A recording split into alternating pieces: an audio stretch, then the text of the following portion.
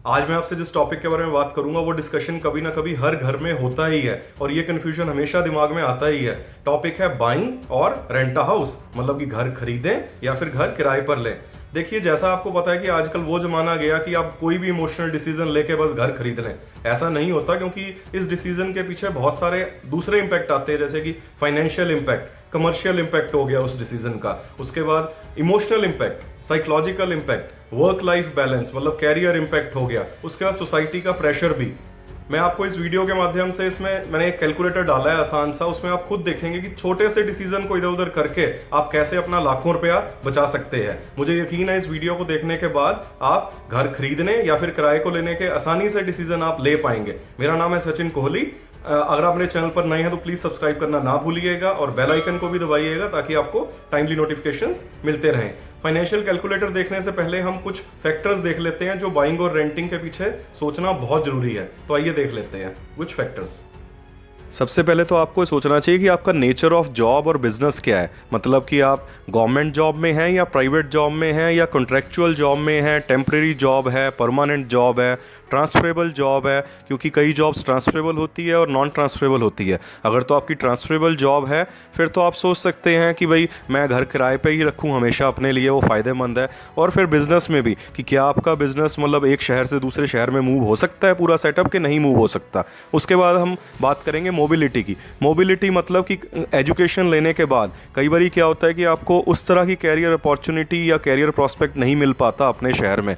तो उस टाइम पे अगर आपको दूसरे शहर में या दूसरी जगह पे कहीं पे आपको कैरियर की अपॉर्चुनिटी मिल रही है और अगर आपने अपना घर खरीदा हुआ है तो कई बार कैरियर प्रोस्पेक्ट में थोड़ा डिसीजन लेने में डिले हो जाता है कि यार मेरा यहाँ पे अपना घर है और वो सब। और अगर आपका अपना घर नहीं है, किराए पे है, फिर तो आप बस अपना नोटिस दीजिए और वो आप कैरियर का डिसीजन ले सकते हैं। और कई बार घर से मतलब ऑफिस का मतलब मोबिलिटी में वो भी आता है कि घर से आपका ऑफिस कितना दूर है, कितने घंटे आप ट्रैफिक में रहते हैं, बच्चों का स्कूल कितना दूर है, तो ये सारे फैक्टर्स भी। उसके बाद डाउन पेमेंट होम लोन के लिए, मतलब कि अगर आप 50 लाख का भी घर खरीदते हैं तो 15-20% के हिसाब से डाउन पेमेंट आपको 10-15 लाख रुपए चाहिए ही चाहिए ऑलमोस्ट। तो क्या आपके पास इतने फंड्स अवेलेबल हैं मतलब डाउन पेमेंट करने के लिए? और दूसरी चीज़, कई बार क्या होता है कि हम लोग घर देखना शुरू कर देते हैं खरीदने के टाइम कि यार होम लोन तो मिल ही जाएगा, लेकिन जब एक्चुअल होम लोन लेने की बारी आती है उस टाइम बैंक्स में कोई इश्यूज क्रिएट कर देते हैं बैंक वाले, तो फिर आपको दोबारा से पूरा A to Z प्रोसेस शुरू करना पड़ता है। उसके बाद से लॉन्ग टर्म फाइनेंशियल डिसिप्लिन। देखिए, घर खरीदने का मतलब है, लोन लेने का मतलब है 10-15-20 साल की EMI आप बांध रहे हो, अपना वो कर रहे हो कंटिन्यू। उसके बाद पर ये बड़ा लॉन्ग टर्म डिसिप्लिन आपको रखना पड़ेगा, क्योंकि देखिए इन्हीं 10-15-20 सालों के अंदर बहुत सारी दूसरी चीज़ें भी हो सकती हैं। मतलब अनफॉर्चुनेटली क्या होता है, घर में कोई डिजीज़ आ जाए, मान लो जॉब चली जाए या कोई बिजनेस में घाटा हो जाए या कुछ भी हो सकता है, क्योंकि बड़ा लंबा टेन्योर होता है। तो क्या आप इतने लंबे फाइनेंशियल डिसिप्लिन को कमिट कर सकते हैं? तो ये भी आपको सोचना चाहिए। उसके बाद आ जाता है फीलिंग ऑफ ओनरशिप। मतलब कि देखिए, हमेशा ये होता है कि जैसे ही आप अपना घर खरीदते हैं, जैसे ही आप ओनर आते हैं, तो आप बड़ा अपने आप में प्राउड फील करते हैं, बड़ा अच्छा फील करते हैं, क्योंकि डेफिनेटली ये बहुत बड़ा लाइफ का एक पैटर्न होता है। तो अगर तो ये बात है कि आप ओनरशिप के लिए कर रहे हैं, सिर्फ उस फीलिंग के लिए, तो फिर तो वो सारे दूसरे जो फैक्टर्स है वो साइडलाइन हो जाते हैं। उसके बाद आ जाता है साइकोलॉजिकल रीज़न। बहुत परिवारों में ये होता है कि सिर्फ अपने घर खरीदने के कारण मदर फादर खुश होंगे, समाज खुश होगा। और हमेशा ये होता है कि अगर आप अपना घर कई बार खरीद लेते हैं डेफिनेटली, तो आपका एक अलग से रुतबा, आपका एक अलग से सोचने का तरीका हो जाता है कि यार अब मेरे पास अपना असेट है, मेरे पास एक ठिकाना है रहने का। तो ये साइकोलॉजिकल और ओनरशिप के जो डिसीजन होते हैं, इमोशनल डिसीजन होते हैं, इन दोनों डिसीजन के सामने ये सारे दूसरे डिसीजन जैसे कमर्शियल डिसीजन, फाइनेंशियल डिसीजन, ये साइडलाइन हो जाते हैं। और अब जान लेते हैं, अब मैं आपको दिखाऊंगा इसका फाइनेंशियल कैलकुलेटर। ध्यान से देखिएगा, वीडियो को छोड़िएगा, क्योंकि सारे पहलू एक दूसरे से जुड़े हुए हैं। 3-4 मिनट के अंदर आपको क्रिस्टल क्लियर पिक्चर पता लग जाएगी कि which is more beneficial, buying और रेंटिंग। अब मैं आपको फटाफट इसके बारे में थोड़ा सा समझा देता हूँ कि ये ट्रैकर कैसे काम करता है। इस साइड पे आप जितना भी ये पार्ट देख रहे हैं, ये है सबसे लिंक बाइंग के रिलेटेड। इस साइड पे आप जो देख रहे हैं, ये है लिंक रेंटिंग के रिलेटेड, राइट साइड पे, ठीक है। ऊपर है टेन्योर, मतलब कि आप 20 साल, 15 साल, 5 साल कितने का एनालिसिस करना चाहते हैं, ठीक है। ये जितने भी आप लाइट ग्रीन कलर में हाईलाइट देख रहे हैं सेल्स, मतलब ये इनपुट वैल्यूज है। इसी पे सिर्फ आपको इनपुट डालने हैं, अपने आप नीचे पूरा रिजल्ट आपको आता रहेगा कि भाई which is more beneficial. Buying और रेंटिंग। मैंने आपकी सहूलत के लिए, कन्वीनियंस के लिए ये ऊपर एक टैब लगा दिया कि अपने आप ही मान लो आपकी कैलकुलेशंस के आधार पर अगर बाइंग बेनिफिशियल है तो बाइंग अपने आप हाईलाइट होकर ग्रीन हो जाएगा, अगर रेंट बेनिफिशियल है यहाँ पे टोटल सेविंग के हिसाब से तो रेंटिंग हो जाएगी। वो मैं आपको अभी दिखाता हूँ आगे, ठीक है। अभी इसका इनपुट समझ लेते हैं। पहले मैं बाइंग से शुरू करता हूँ। ये देखिए प्रॉपर्टी, पहला है प्रॉपर्टी वैल्यू। मान लो 50 लाख है प्रॉपर्टी वैल्यू, ठीक है। आप डाउन पेमेंट कितना देना चाहेंगे, तो मैंने 10 लाख डाल दिया क्योंकि 80% के आसपास ही लोन मिलता है, ठीक है। तो ऑटोमेटिकली ये कैलकुलेट कर लेगा कि 40 लाख रुपए बैलेंस लोन का हो जाएगा, ठीक है। अभी यहाँ पे आता है बैंक लोन इंटरेस्ट रेट। अब बैंक लोन इंटरेस्ट रेट मैंने 9 डाला है, एक्चुअली 8 कर लेता हूँ इसको। क्यों? क्योंकि आपको इनकम टैक्स में भी बेनिफिट मिलता है 2 लाख तक अगर आप होम लोन लेते हैं, और आजकल उसकी कम भी हो गई हैं बैंक लोन की किस्तें भी, मतलब इंटरेस्ट रेट्स भी कम हो गए हैं। तो मैं एवरेज 8% लगा लेता हूँ। तो जैसे ही आप अभी ये 3 इनपुट डालेंगे यहाँ पे, ठीक है, तो ये अपने आप EMI कैलकुलेट कर लेगा बैंक की, ठीक है, 8% के हिसाब से 20 साल के टेन्योर के ऊपर, ठीक है। मतलब आपने 40 लाख लोन लिया 8% के हिसाब से और 20 साल के लिए, तो ये आपकी किस्त बनेगी 33,458। अभी मैंने इसके अंदर टैक्स ब्रैकेट भी अज्यूम कर लिया कि 20% के आसपास आप आते होंगे कि भाई अगर किसी की 1 लाख सैलरी है, बट ये भी एडिटेबल है। आप इसको आप 10 भी कर सकते हैं, आप इसको 20 भी कर सकते हैं, जो भी आप जिस भी टैक्स स्लैब में आप आते हैं। ऑटोमेटिकली इसका मतलब कि भाई आप एक्चुअल जो पेएबल होगा वो ऑटोमेटिकली इसमें से 8% में से अगर 20% घटाएंगे तो 6.40 रह जाएगा, बट मेन तो EMI इस पे चलेगी, ठीक है। तो यहाँ पे ये ऑटोमेटिकली कैलकुलेट कर लेगा कि account payable to the bank, मतलब आप 20 साल बाद टोटल कितना अमाउंट बैंक को देंगे। आपने 40 लाख रुपया बैंक से लोन लिया तो आप टोटल देंगे इस केस में 80 लाख, जो मैं आपको अभी समझाऊंगा, ठीक है। ये हो गया मेंटेनेंस। मेंटेनेंस मतलब हर महीने आप कितना अंदाजा लगाएंगे, ठीक है। तो मैंने यहाँ पे 2000 डाली है क्योंकि ये भी ग्रीन है तो ये इनपुट है। यहाँ पे आप 1000 भी डाल सकते हैं, ये आपको ज्यादा आइडिया है, हर घर का अलग अलग होता है सिनेरियो, ठीक है। ये टोटल अपने आप कैलकुलेट कर लेगा कि 20 साल के अंदर आप कितना खर्चा करेंगे। यहाँ पे आपको टोटल मिल जाएगा इसका, total cost of buying a house, ठीक है, कि मतलब टोटल कॉस्ट मतलब कि आपको जितना बैंक को देना है ओवरऑल और कितना मेंटेनेंस, मोटा मोटा यही है आपको कॉस्ट, मतलब कितने में आपको वो घर पड़ा, ठीक है। और इसके बाद एप्रिसिएशन है, ये कितनी एप्रिसिएशन हो सकती है एक्सपेक्टेड प्रॉपर्टी की, वो यहाँ पे परसेंटेज है, ये भी आप कितना भी कर सकते हैं, इसका भी मैं आपको अभी समझाता हूँ, ठीक है। और ये टोटल अमाउंट इसकी सेविंग आ जाएगी। सेविंग मतलब कि total expense minus current value of the property, जैसे ये, ठीक है। अभी मैं फटाफट शुरू करता हूँ यहाँ पे। अभी जैसे यहाँ पे 40 लाख लोन लिया है ओवरऑल, तो 8% के हिसाब से आपकी किस्त बनेगी 33,458। तो आप बैंक को ओ करेंगे, बैंक को पे करेंगे 20 साल के अंदर यहाँ पे 80 लाख रुपए, ठीक है। और मेंटेनेंस मान लो 2000 मैंने अभी एवरेज लगाई है, क्यों?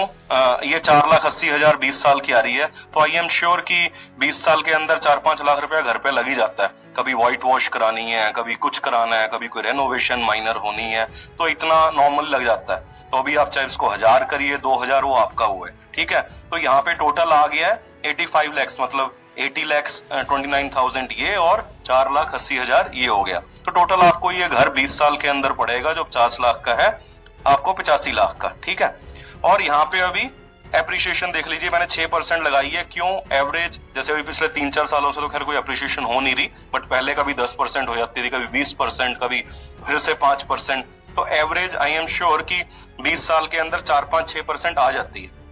तो जो घर आज 50 लाख का है वो आज से 20 साल बाद आई एम श्योर कि वो 1.5 करोड़ के आसपास हो जाएगा, मतलब 6% एप्रिसिएशन पे। तो मतलब टोटल आपकी जो सेविंग हुई है, मतलब आपने 85 लाख आपको पड़ा कॉस्ट, आपकी करंट वैल्यू है 1.5 करोड़ यहाँ पे, ठीक है।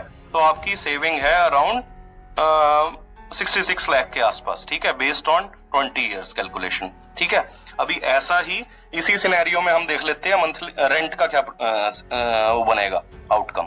तो रेंट है हमारा मंथली रेंट, मान लो आप ये 50 लाख वाला घर आप 20,000 रुपए हर महीने पे रेंट पे लेते हैं। अभी मैंने HRA का टैक्स वो भी डाल दिया बीच में, क्योंकि सैलरीड क्लास को HRA बेनिफिट मिलता है। तो अगर आप सैलरीड क्लास है तो ये ऑटोमेटिकली डिडक्ट हो जाएगा, 16,000 रुपए आ जाएगा, ठीक है। यहाँ पे एनुअल रेंट आपका कैलकुलेट कर लेगा कि अगर आप 20,000 मान लो देते हैं या ये देते हैं, तो ये आपका टोटल एनुअल रेंट बन जाएगा। अभी यहाँ पे मैंने एनुअल रेंट इंक्रीज भी डाला है, क्योंकि नॉर्मल क्लॉजेज होते हैं कि 5 से 10% बढ़ता ही बढ़ता है, ठीक है। तो ये आपका इस हिसाब से 20 साल के अंदर आप इसके हिसाब से अगर आप 20,000 पर मंथ पे कर रहे हैं तो आप 63 lakhs 20 साल में पे करेंगे, ठीक है, total rent for the tenure.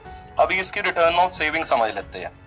अब देखिए बड़ा सीधा सा हिसाब है, डाउन पेमेंट 10 लाख, मतलब जो यहाँ पे आपने डाउन पेमेंट ये देखिए लिखी थी, आपको ये तो नहीं देनी पड़ रही ना क्योंकि रेंट में, तो ये आपकी सीधी बचत है, ठीक है। फिर मंथली सेविंग मतलब कि EMI माइनस मंथली रेंट। अभी आपकी यहाँ पे देखिए ये आप रेंट पे रह रहे हैं 20,000 पर महीना, ठीक है, EMI आपकी जा रही है 33,400, ठीक है, तो आपका सीधा सीधा 13,458 रुपए बच रहे हैं, ठीक है, तो वो भी आप इन्वेस्ट कर सकते हैं। तो मैंने इसका मोटा मोटा इंटरेस्ट लिया है 6% के हिसाब से। अगर ये दोनों ग्रो करें 20 साल के लिए, ठीक है, तो क्या अमाउंट बनेगा यहाँ पे। 6% मैंने इसलिए लिया क्योंकि FD के हिसाब से 7% के आसपास है, परंतु उसके अंदर क्या कहते हैं टैक्स भी लगता है, तो राउंड फिगर में 6% के आसपास आउटकम आ जाना चाहिए, ठीक है। तो ये जो 10 लाख रुपया है 6% के हिसाब से 20 साल बाद ये आपका बन जाएगा FD में 30 लाख, ठीक है। और ये जो 13,000 है एक तरह से सिप मान लीजिए या RD मान लीजिए या कुछ भी कर लीजिए, अगर ये 6% के हिसाब से ग्रो होता है, हर महीने आप इसको इन्वेस्ट करते रहे, तो ये बन जाएगा 61 lakhs। तो ये दोनों टोटल मिलके जो आपकी सेविंग हुई है ये बनेगा अराउंड 91 lakhs, ठीक है, दोनों का, क्योंकि ये सीधा सीधा सेविंग्स है आपकी, क्योंकि आपको यहाँ पे नहीं देना पड़ रहा है, ठीक है। तो अभी 91 lakhs की आपकी सेविंग हुई, बट ये देखिए ना ऊपर आपने रेंट भी तो दिया है ना 63 lakhs का, ठीक है, तो आपकी टोटल सेविंग हुई, टोटल अमाउंट माइनस आपका रेंट, तो ये आपको 28 लाख की सेविंग हो गई। अब इसलिए अगर ये सारे सिनेरियो को देखिए, अगर आप बाइंग करते हैं तो ये 66 lakhs आपको बेनिफिट होएगा और ये 28 लाख का होएगा, ठीक है। अभी आप ये देख लीजिए यहाँ पे, ये यहाँ पे मैं चेंज करके दिखाता हूँ आपको। अगर मैं इसको 15 साल कर देता हूँ, देखिए हो गया ना सिनेरियो चेंज। आपको 15 साल के हिसाब से सब कुछ सेम है, तो यहाँ पे 40 लाख बचेगा बाइंग के उसमें, और यहाँ पे 33 lakhs बचेगा, ठीक है। अभी भी देखिए ऊपर ऑप्शन प्रेफर्ड बाइंग है। अभी मैं 10 साल कर देता हूँ, ये देखिए अभी देखिए उल्टा हो गया बिल्कुल। यहाँ पे आपको सिर्फ 23 लाख बचेगा और यहाँ पे आपको बच जाएगा 39 lakhs, क्योंकि हमेशा जो मैंने एनालिसिस करा है कि शॉर्ट टर्म के अंदर रेंटिंग ही बेहतर रहती है और लॉन्ग टर्म के अंदर हमेशा बाइंग बेटर रहती है, ठीक है। और अभी मैं आपको यहाँ भी ये चेंज करके, तो मान लो अभी रेंट हमारा इंक्रीज हो जाता है कि हम 20,000 की बजाय 25,000 वाले घर में रह रहे हैं, अभी देखिए बिल्कुल उल्टा हो जाएगा ये, कि यहाँ पे आपको सिर्फ 25 लाख ही सेव हो रहे हैं, ठीक है, यहाँ आपको 23 लाख की सेविंग हो रही है। तो ये देखिए अपने आप ही रेंटिंग ऑप्शन बेटर हो गया, क्योंकि यहाँ पे 10 साल का मैंने कर लिया है, ठीक है। अभी उसके बाद ये देखिए अगर मैं HRA निकाल देता हूँ यहाँ पे, मान लो आप बिजनेसमैन है, तो ये लो मैं 0 कर देता हूँ, देखिए अब बिल्कुल ही फिर से बेनिफिट हो गया। अब प्रेफर्ड बाइंग ऑप्शन बाय पे चला गया, क्यों, यहाँ पे आप 23 लाख बचा रहे हैं, यहाँ पे आप 17 लाख बचा रहे हैं, ठीक है। उसके बाद मैं यहाँ पे कर देता हूँ, देखिए फॉर एग्जाम्पल मैं अगर इसको दोबारा से 20,000 करता हूँ, यहाँ पे देखिए इस पे भी आप कर सकते हैं, एप्रिशिएशन पे भी देखिए अगर 5% के हिसाब से सिर्फ 16 लाख ही बचेगा, फिर से रेंट पे हो गया। देखिए दोस्तों अगले कुछ मिनटों में मैं इन कैलकुलेशंस के बेस पर बड़े ही इंपॉर्टेंट एनालिसिस शेयर करूंगा आपसे, सो इसलिए प्लीज इस वीडियो को एंड तक देखिएगा। मैं इस कैलकुलेटर शीट को उसमें अपनी वीडियो डिस्क्रिप्शन में भी डाल दूंगा ताकि आप डाउनलोड कर सकें और अपने फ्रेंड्स फैमिली के साथ शेयर कर सकें। हाँ, अगर आपसे डाउनलोड नहीं हो रही तो आप बेशक मेरे को ईमेल भेज सकते हैं, मेरी ईमेल भी वीडियो डिस्क्रिप्शन के अंदर अवेलेबल है। अब मैं इसके अंदर मैंने आपको एक समझा दिया है ये कि भाई ये कैलकुलेटर कैसे काम करता है। आप इसको अपने आप ही इसके अंदर इनपुट्स डालते रहिए, जितने भी ये लाइट ग्रीन कॉलम्स हैं, तो आपको अपने आप ही क्लियर क्रिस्टल आइडिया लग जाएगा, क्योंकि हर किसी की नीड अलग होती है।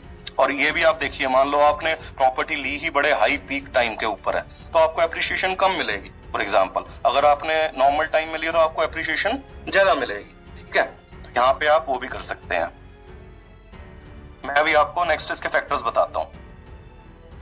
अब घर खरीदने के पीछे फ़ायदे और इसके डिसएडवांटेजेस पे एक बारी बात कर लेते हैं। देखिए एडवांटेजेस में आता है होम इज़ एन असेट, जो घर है वो हमारा असेट होता है। आप घर खरीदने के बाद हमेशा फील करेंगे, आपको फीलिंग ऑफ ओनरशिप आएगी, फीलिंग ऑफ स्टेबिलिटी आएगी और आप इमोशनली बड़ा स्ट्रांग हो जाते हैं अपना असेट बनाने के बाद। उसके बाद प्राइस एप्रिशिएशन, मतलब जिस अमाउंट पे भी आप घर खरीदते हैं तो अगर आप उसको ज़्यादा टाइम के लिए रखते हैं तो मैक्सिमम टाइम्स ऐसा होता है कि आपको उसका प्राइस भी एप्रिशिएशन हो जाता है। मतलब आप 40-50 लाख की चीज़ खरीदते हैं तो वो 80 लाख 90 लाख जितने की भी हो जाएगी आप प्रॉपर्टी की वैल्यू के हिसाब से, वो भी आपका फाइनेंशियली स्टेबिलिटी की तरफ काम करता है।